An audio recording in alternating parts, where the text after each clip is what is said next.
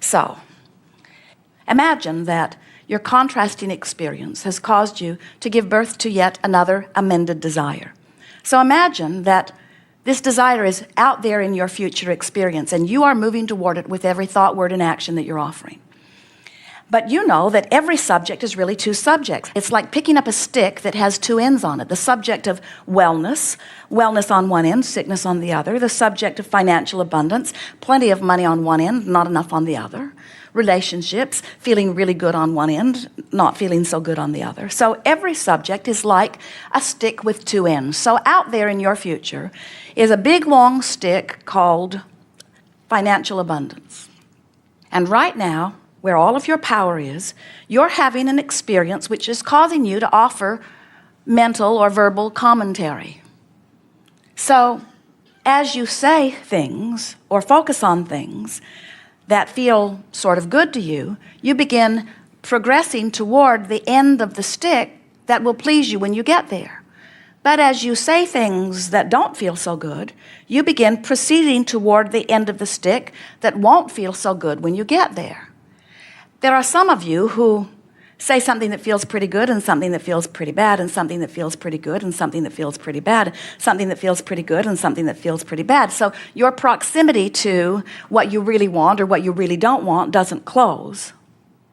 It's sort of like you've got this option right now to fork off in the direction of what feels good or to fork off in the direction of what doesn't feel so good. And we see you sometimes, you do a pretty good job of forking toward what you want until you have lunch with someone, and then you fork in the direction of what you don't want, and then you regain your balance and you fork more back in the direction of what you want, and then you watch television, you fork off in the direction of what you don't want, and then you get hopeful about something, you begin looking for positive aspects, and you fork off in the direction of what you want, and then your bills come and you fork off in the direction of what you don't want. And what we're wanting you to understand is that you have control about the direction in which you fork, but we want you to be forking because of the way it makes you feel, not because of what's happening right now in your red hot moment. In other words, as you let this be a vibrational, emotional journey, as you mentally see yourself proceeding toward the corner that has what you are wanting in it rather than the corner who has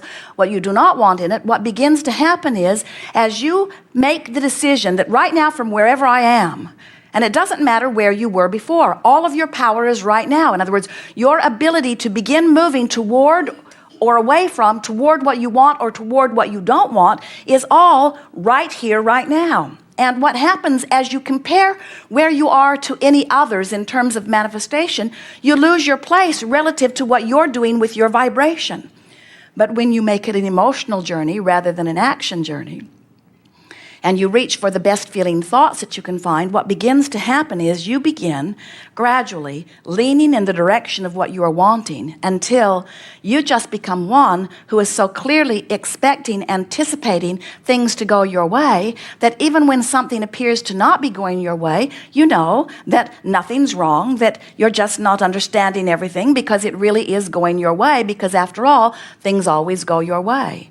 And eventually what begins to happen is people begin to notice you and they begin to reflect back to you, why is it that things always seem to go your way? And you will tell them, I learned how to fork off in the direction of what feels best. I began to accept the power in every moment. And we think that many of you don't realize the power that you have in every moment. And we want you to leave this gathering really understanding that it is really a matter of, in this now where you have all of your power, of making such peace with where you are that you begin forking in the direction of what feels good. An image comes to mind of someone who is standing at the cresting waters of a raging river, and the bulldozers are all there trying to shore up the banks of this river, trying to save this woman's home. But the floodwaters have been rising, and the people on the bulldozer can see that they are a very incompatible match to the water that is raising. And when you see the television camera pointed at the woman and you see her fretting as it seems inevitable that this water, this current, is going to sweep her home away, we want to say to her, so be it. It is the inevitable result of the flow that is in place. Don't try to fight against the inevitability of the flow that is in place. Instead, relax into it, let it wash you out to sea, and then regroup and start forking in the direction of what you're wanting. And we want you to understand that we know that sometimes our words about vibration and our words about cheer up and our words about lean in the direction that feels better feel like very paltry, small response to raging waters that are on the brink or even happening in terms of manifestation. But we want you to understand that you cannot, with your action, fight the current that you have been offering vibrationally. The current that you've been offering vibrationally is what's happening. Don't you think that it is time that with all subjects, even like the subject of medicine, that people begin to approach it from the causation stage rather than from the trying to build a higher dike stage?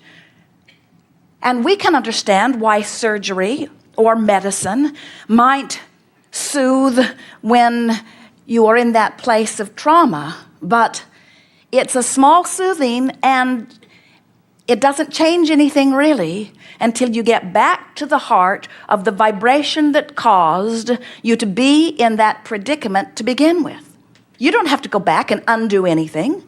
You can stand right where you are and utilize the guidance system that is within you, that is lovingly knowing everything that you are and everything that you want in relationship to where you are vibrationally about it, that is giving you vibrational feedback in every moment to help you know the vibrational relationship between these two powerful points of vibrational relativity. Isn't that good to know? So what somebody else thinks is irrelevant in this, isn't it? What somebody else has manifested is irrelevant in that. So what you're wanting to do is collect the data that makes you close the gap. And sometimes we see you seeming to deliberately collect the data that widens the gap. And we understand why you do it. Anytime you're standing in a place apart from who you are, you can feel that something's gone terribly wrong. And there is this feeling of wanting to justify to someone why things are not better than they should be. And so as you drum up or amplify or gather the statistics of what has gone wrong in order to support your position of being where you don't want to be, we're wanting to say to you, not helpful. And nobody that matters in terms of source or in terms of your vibrational relationship cares about how you got there. Magellan never says, where have you been? It is irrelevant. The only thing that matters is, where am I in relationship to where I want to be? It's simple, isn't it? Simple to hear, simple conceptually. And in time, it will become simple to you as you stand in the moment of negative emotion and you say, I'm marching towards something that when I get there, I'm not going to like. Now, I can change my course of action now, or I can tempt fate a little more and see how far I can actually march before it manifests. I can continue to justify, or I can continue to wallow in my discomfort, because after all, I've done it quite a long time and nothing that really bad has happened. And we say, you get to choose, and no one is unhappy if you receive manifestations that are different from what you want. But we do want you to know that your true joy will ever only come when you are a vibrational match to who you really are. You can't have become this bright, shining new being with all these bright, shining new ideas and be over here, not yet a vibrational match to it, and really be in your ultimate joy. So the optimum creative experience is for the contrast to continually give birth to new intentions and you to just continually reach for the best feeling thought that you can find so that you become steadily a vibrational match to the new intentions. And then the way your life plays out is you don't feel frustration about what's not yet manifested. Instead, you feel the life-giving qualities of these new intentions that are summoning life through you. You are eternal beings, and you cannot be eternal and complete at the same time. They do not go together. If you are eternal, then you are growing. And if you are growing, then there's stuff not yet done. And if there's stuff not yet done, then you are incomplete. But when you are incomplete and happily optimistic, now you are living life in the way you did from your non-physical vantage point when you decided to jump into this time-space reality. You said there'll be plenty of things that I adore, plenty of things that I don't like so much, and out of all of that will be born my unique intentions for me. And Source says, and when you find them big or small, we'll be right there with you, because no one better than you can decide from your vantage point. And when you decide, we'll be there, and you'll have guidance that will let you know whether you're there or not. We're done. Go to the beach. So, you have some things you want to talk about. We see our value to you in helping you to close the vibrational gap. We do not see our value in the way some of you have been approaching life. Humans often, when they see a condition that makes them feel good, they vote for more conditions like that.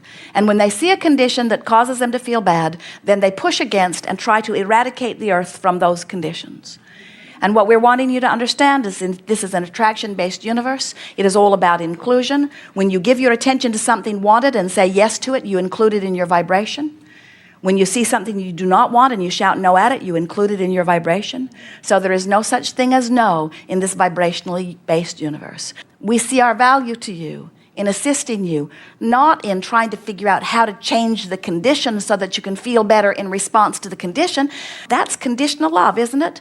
I feel love under these conditions, but not under those conditions. And we say, no, that's not who you are. Who you are is love. You feel love under all conditions, which means you have the ability to focus your mind in such a way that you stay in vibrational concert with that which is love, with that which is source. You don't need to demand that conditions change. And so sometimes you'll want to talk about something your son is doing, or something your mother is doing, or something that your employer is doing.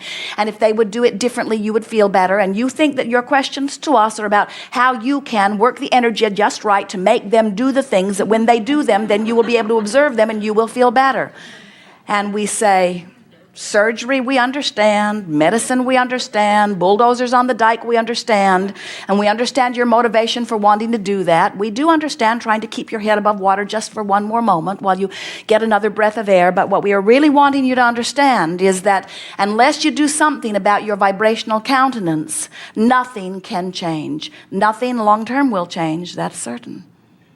Haven't you found it interesting that a new disease pops up and humanity finds the cure only to find another disease popping up? Don't you think it's interesting that you don't get to the end of those diseases?